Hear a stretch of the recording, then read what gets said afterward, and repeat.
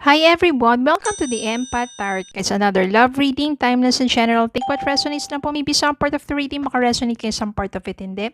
Nga pala, full moon ngayon. So malaki ang maitutulong ng energy ng full moon for our manifestations in love, money, career, at kahit ano pa man yan. Just do the meditation first. I-clear natin ang ating energy from any negativities and do the visualization. And you have to feel it as if it is already happening to you right now. Kung ano yung binivisualize mo na gusto mong mangyari, yung minamanifest mo. Okay, so tignan natin ngayon kung anong love connections, lessons in life, and guidance ang ating mababatid for this reading. Spirit guys, send me messages. Anong love connections ito? Lessons in life and guidance ang nais yung ipabatid sa amin. Mga aral at gabay sa buhay pag-ibig. Ang nais niyong ipabatid sa amin. Spirit guide, send me messages. Anong love connections ito? Lessons in life and guidance ang nais niyong ipabatid sa amin.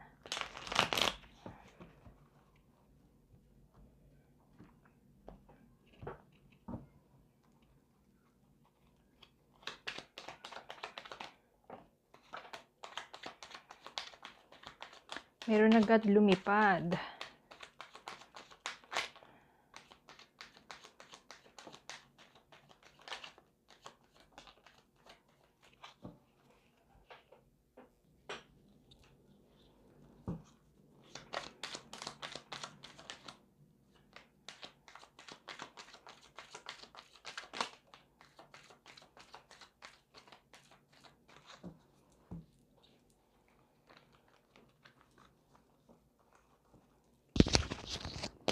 Four of Cups,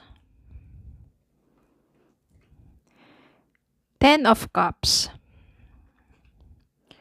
Knight of Wands, the Lovers, Five of Cups, Nine of Cups. Malakas dito energy ng mga water sign, Cancer, Scorpio, Pisces. Strength. Eight of Wands, Three of Cups, Death, and the Sun. Wow, maganda to. Maganda tong energy na pinapakita dito. Napaka-positive ng energies because somehow, maybe kayong dalawa ng person mo ay nagkalayo because of a third party. Pero ang maganda dito, you find strength doon sa nangyari sa inyo.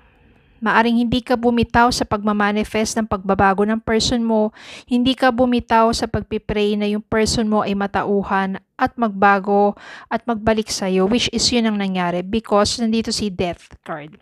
Ibig sabihin, nagkaroon talaga ng transformation, ng malaking magandang pagbabago dun sa person mo na maaring sa pagkakahiwalay ninyo, tsaka siya natauhan ng, di ba, ikaw na yung nakipaghiwalay sa kanya, tsaka siya natauhan, tsaka siya namulat, tsaka siya na, nandun yung naantig at dun niya na-feel yung kawalan mo sa buhay niya.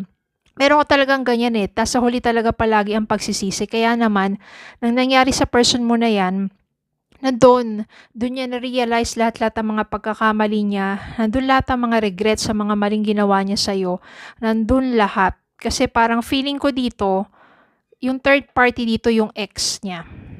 No, parang binalikan niya yung ex niya. Kaya naman, parang napakasakit sa'yo kasi, bakit gano'n, di ba? Kayo na nga Bakit ang bumalik, nagpaparamdam yung ex niya? Bakit niya parang ine-entertain pa? Dahil may feelings pa siya dun sa ex niya. Malakas yung energy dito na yung dahilan ex. Pero dun na-realize ng person mo na hindi ikaw na Ikaw na yung mahal niya ngayon Bakit nagpapadala pa siya dun sa nakaraan? No, especially dun niya naramdaman yung kawalan mo nang ikaw yung nakipaghiwalay sa kanya. Ikaw rin naman, syempre, mahal mo yung taong yon. Hindi naman basta-basta mawawala yung damdamin mo kahit na nasaktan ka sa kanya. You still, ganun din yung person mo, no, you don't entertain other, especially you, at siya pa rin naman yung iniisip mo. Nasaktan ka lang talaga doon sa ginawa niya.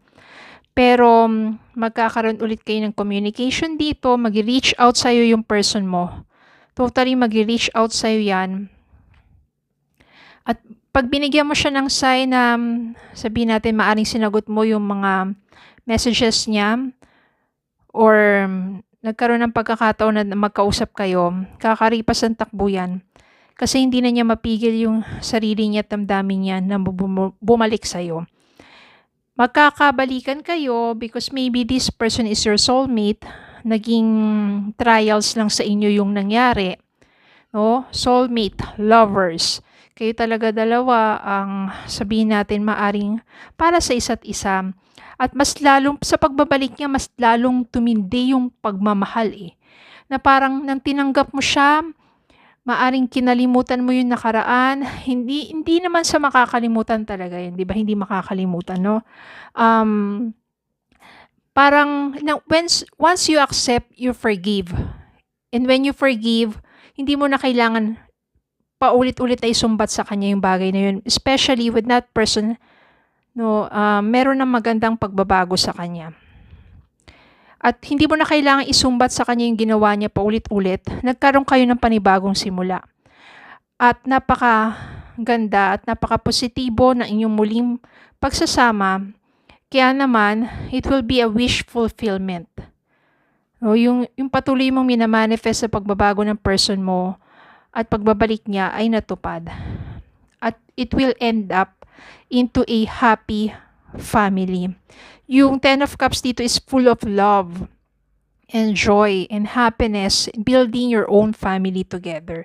So minsan ganyan naman talaga, minsan may nagkakahiwalay kayo, pero just trust the process, trust the universe, always pray, always manifest for a good, sabihin mo natin yung for good, yung mga magagandang bagay lang. Diba? Do not curse. Ang importante, kapag naramdaman mo tong taong to, minsan mahirap talaga magtiwala na, pero kapag naramdaman mo tong taong to at meron pa rin namang, sabihin natin, may pagmamahal pa rin sa iyo para sa taong to, bakit hindi bigyan ng panibagong pagkakataon at simula? When you forgive, kalimutan na yung mga nakaraan. Nandiyan lang yan, hindi naman talaga mawawala, diba? Pero just learn the lesson. Wag nang ibalik-balik, wag nang isumbat pa. Kapag tinanggap mo yung taong yan at pinabigyan mo muling bumalik sa buhay mo, wag nang isumbat pa yung nakaraan. Magsimula muli. Okay? Para mas maging maganda at maayos ang inyong samahan. Kasi kapag sabihin mo, pinatawad mo, tinanggap mo, pero araw-araw mo siyang susumbatan at binabalik mo yung nakaraan, araw-araw niya maririnig yun, maririndi yan. At mauuwi lang din sa pagtatalo at it will end up you breaking up again. Okay, pero kapag pinatawad mo, tinanggap mo, wag nang isumbat ang nakaraan. Magsimula kayong muli as if bago ulit kayo magkakilala. Pero nandun na yung sabihin natin na it will be a sweeter the second time around. Okay?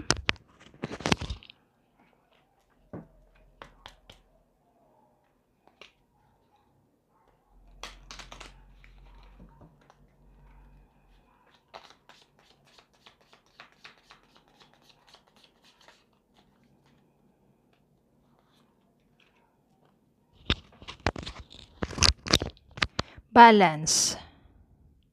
Love is not always about agreeing just for the sake of it. A great relationship is one that both supports and challenges. Yan. So, magkaroon ng balanse sa inyong mga relasyon. Hindi na yan palagi ikaw na rin nag-agree. Diba? Kailangan balanse para sa isang mabuting relasyon. Kailangan na dyan pareho yung suporta ninyo sa isa't isa at saka yung mga challenges ninyo na kakaharapin, di ba? Nandiyan yung support. Okay? So, yun lang po. Maraming salamat po for watching. Please don't forget to like, share, comment, and subscribe. Follow me in Facebook and TikTok. Have a good day po and God bless. Again, full moon ngayon. Malakas ang energy ng moon sa inyong mga manifestations. Just do the meditation first, okay? So, yun lang po. Have a good day po and God bless.